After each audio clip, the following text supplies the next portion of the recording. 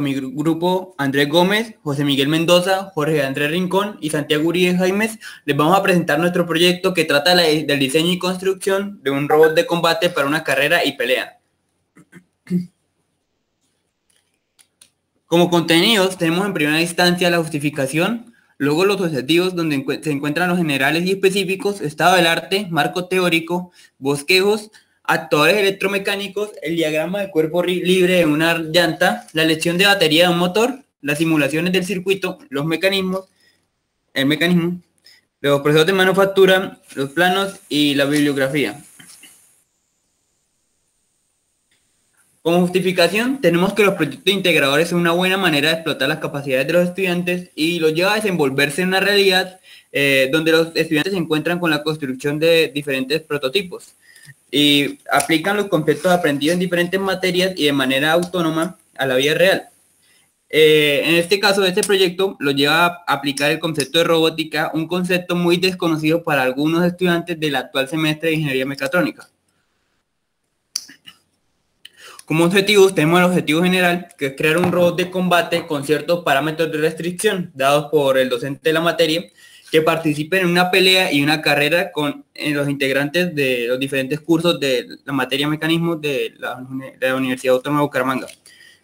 Objetivos específicos. Tenemos el diseño de los modelos conceptuales y las alternativas de soluciones en 2D. La selección del modelo conceptual escogido para validarlo en SolidWorks, la elección de los componentes necesarios para la ejecución de la idea, los cálculos, la construcción del prototipo del robot fundamentado en los cálculos y planos y las pruebas finales y correcciones al modelo elegido. En el estado del arte, nosotros elegimos 4 artículos científicos. Los 2 primeros nos ayudan al diseño y el proceso de armado del robot, la elección de los dispositivos electrónicos. Son artículos tomados de universidades de Estados Unidos y de Santiago de Guayaquil. En los otros 2 artículos nos ayudan al diseño CAD en la elaboración estructural de los robots y la autonomía y los microcontroladores de los robots. Ya son universidades también de Estados Unidos y otra de Santiago de Guayaquil. Con respecto al marco teórico, nuestra primera idea fue utilizar un módulo Bluetooth para poder realizar la conexión con el Arduino y así poder controlar el robot. En el momento de realizar la investigación, se decidió profundizar en la radiofrecuencia para un mejor funcionamiento de nuestro robot. Del mismo modo, con la segunda ley de Newton, ya que esta nos ayudará a comprender el funcionamiento del movimiento que el robot obtendrá. Por otro lado, se había elegido un mecanismo, el cual eran unas pinzas de agarre, pero estas quedaron descartadas por otro mecanismo, el cual es un punzón que funciona como un manivela biela corredera. Con respecto al Arduino Uno, que es donde va a ir programado el control de los motores, los drivers de potencia, entre otros.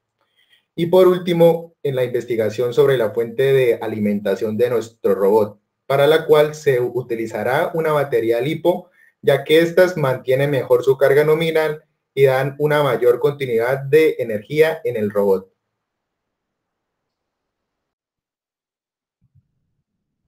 Para la elaboración del robot se plantearon 3 bosquejos.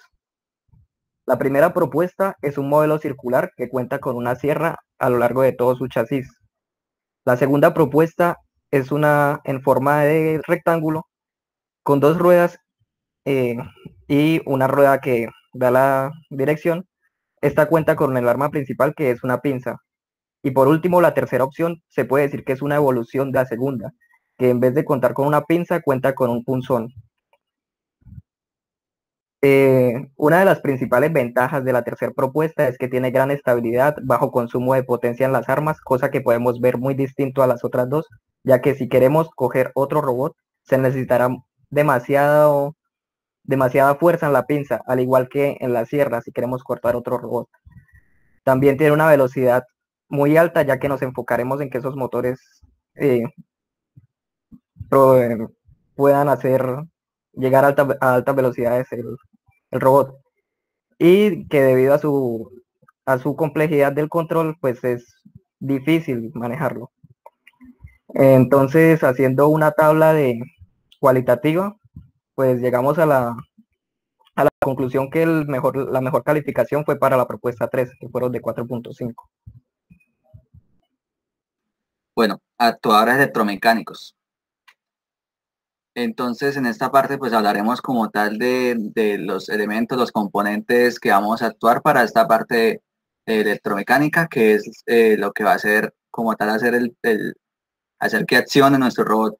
Entonces, pues consta principalmente de 3 motores. Obviamente un motor para hacer accionar el movimiento de nuestro robot.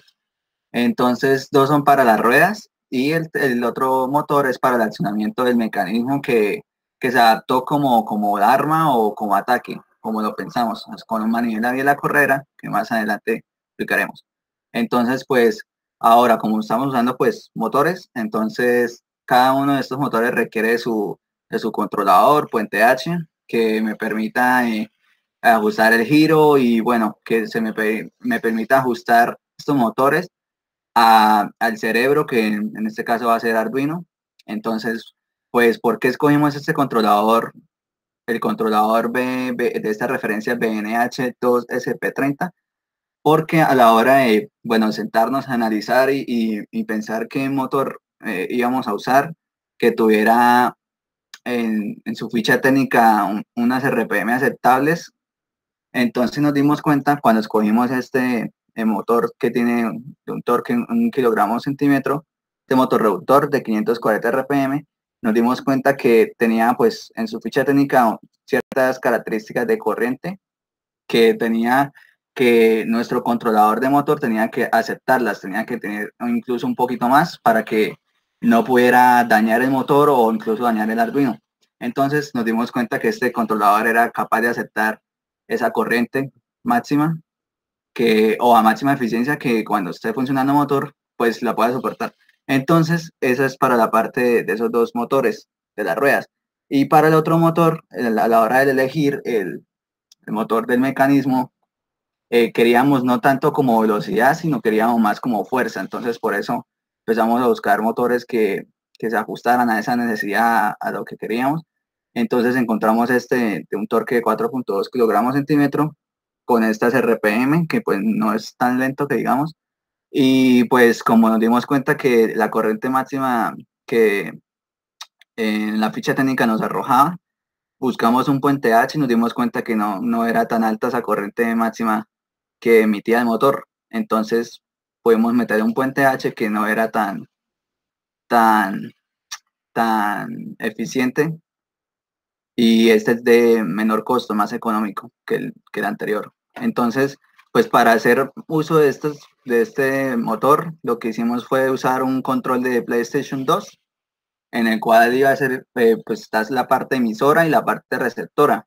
Ahí podemos ver la receptora, donde están los cables que se conectan al Arduino, y el emisor pues están los botones digitales y los análogos, con que se iba a manejar las direcciones del robot y la velocidad de la rueda. Entonces, lo conectamos a Arduino. ¿Y por qué escogimos Arduino? Primero porque su bajo costo y pues la facilidad y accesibilidad que nos permite Arduino para usar esta herramienta, y su fácil acceso a él también. Entonces, por eso escogimos Arduino. Y para la parte ya de la estructura, de la parte física, lo que hicimos hacer en material de aluminio, puesto que necesitábamos un material fuerte que pudiera resistir golpes de enemigos. Entonces lo que hicimos hacer de aluminio. Y pues para la parte como tal de que me alimenta todo mi circuito, la parte electrónica, batería de tipo LiPo, porque esta batería de LiPo son las que se suelen usar para este tipo de proyectos, y pues sus características se adaptan a nuestro modelo, a lo que vamos a usar. Entonces eso sería. Para la selección de los motores, hicimos un diagrama de cuerpo libre en una sola llanta, ya que íbamos a utilizar un motor para cada llanta. Entonces, se plantearon las fuerzas que actúan sobre una de las ruedas, siendo la normal el eje Y positivo y la fuerza de fricción el eje X positivo. Según la segunda ley de Newton y teniendo en cuenta un equilibrio estático, ya que es el momento en el que el motor hace su torque más grande o el torque máximo, se plantearon las siguientes ecuaciones.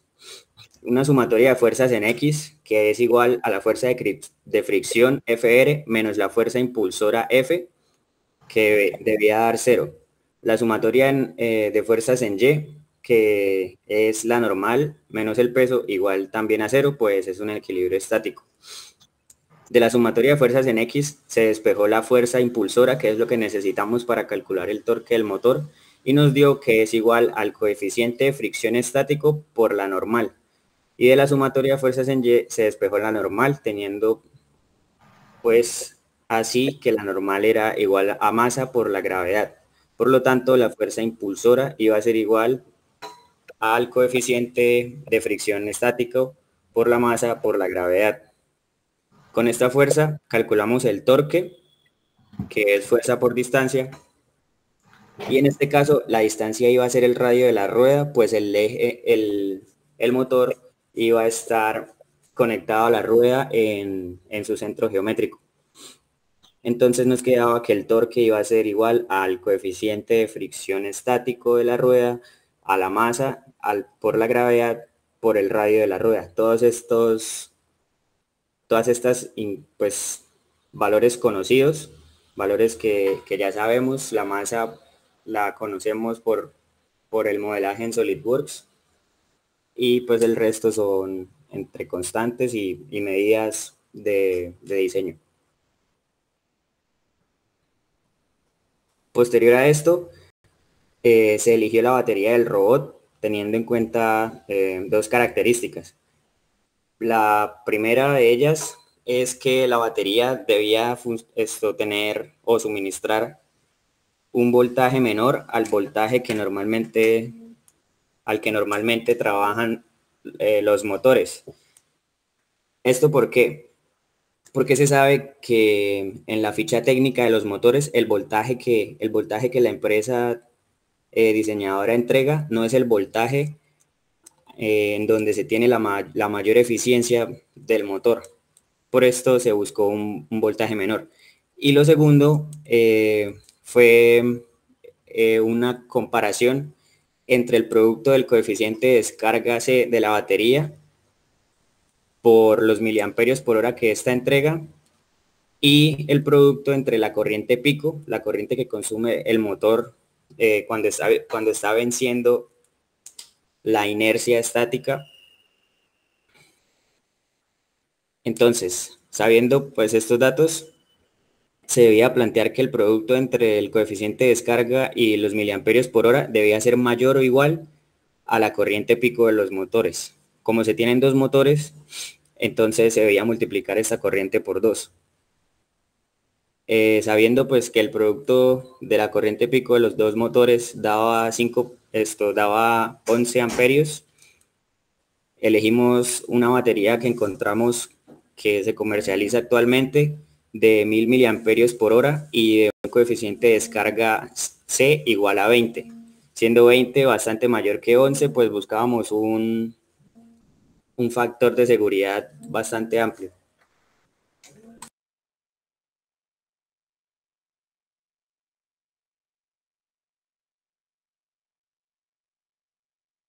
Entonces, para la simulación de circuito, quisimos implementar como la parte del control del PlayStation, en el que pudiéramos simular, pues, como tal, los análogos del control con estos potenciómetros. Entonces, lo que hicimos hacer con esta página web Tinkercad, que nos pareció muy creativo. Entonces, vemos el circuito montado, que el cual es sencillo. Consta el Arduino con el puente H. Estos LEDs lo que me muestran es la parte de si están prendidos o no los motores, y pues ahí vemos los dos motores. Entonces vamos a ver un pequeño video en el cual muestra el funcionamiento. Entonces si el potenciómetro está hacia la derecha, como tal, lo ideal es que estuviera en 0 RPM, pero pues ahí el simulador no me permite llegar hasta 0 RPM. Pero en la realidad ahorita veremos con un video que sí llega, se detiene completamente. Y ahí vemos que la RPM cambia cuando giro completamente el potenciómetro hacia la izquierda, simulando que está en su máxima velocidad el motor. Y pues el código. En esta prueba buscamos enlazar el control con el motor que vamos a utilizar y lo que programamos fue un joystick, de manera que cuando nosotros subimos el joystick, como este movimiento es algo análogo y no digital, la velocidad del motor varía.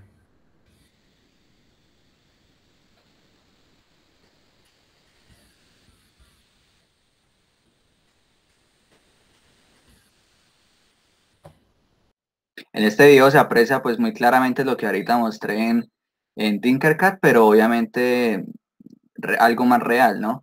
Entonces este fue nuestro mayor avance que hicimos en el primer corte, porque pues logramos hacer esta parte que podemos ya simular como tal un motor de lo que sería de una llanta, de una rueda. Entonces eso sería. Bueno, en la parte de la lección del mecanismo, elegimos un mecanismo a nivel de la vía de la carrera y en esta diapositiva se muestra el mecanismo modelado en SolidWorks, así como los planos de cada una de sus partes junto con sus medidas. En la siguiente diapositiva ya vemos los cálculos del análisis de velocidad y aceleración del mecanismo que nos sirvieron como base para el código de MATLAB y simularlo y graficarlo comparándolo con las gráficas dadas en SolidWorks, que vemos en la siguiente diapositiva.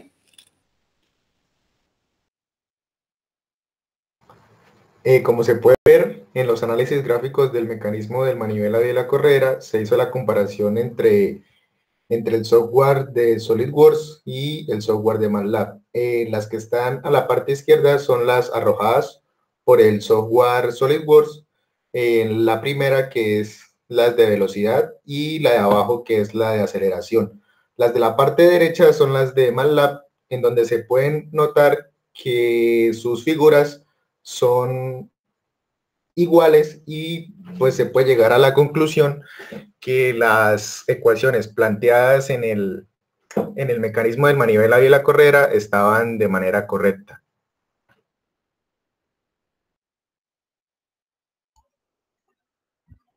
Bueno, pues para la elaboración del chasis, ya dijimos, vamos a usar láminas de aluminio. Estas láminas de aluminio tienen que pasar por diferentes procesos de manufactura, como lo es pasar por una fresadora, por una sierra, primero que todo, para hacer las formas que tienen los planos. Luego por una fresadora para abrir los huecos y posteriormente se procederá a hacer la soldadura.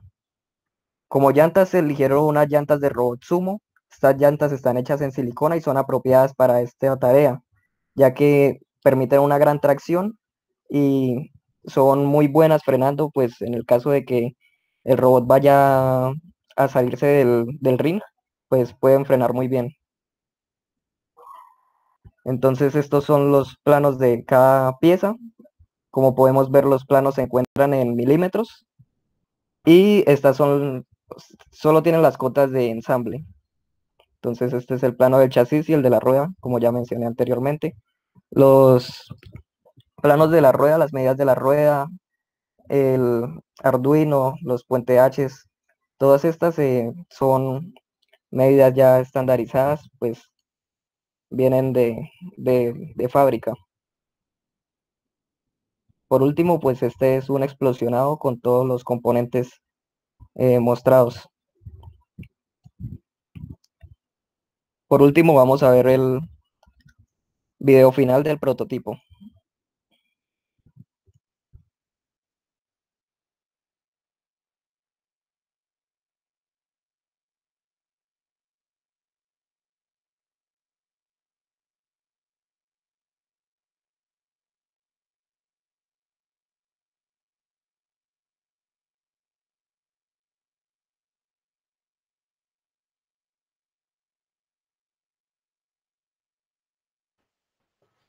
Por último, están las referencias bibliográficas que se utilizaron para la construcción de nuestro robot.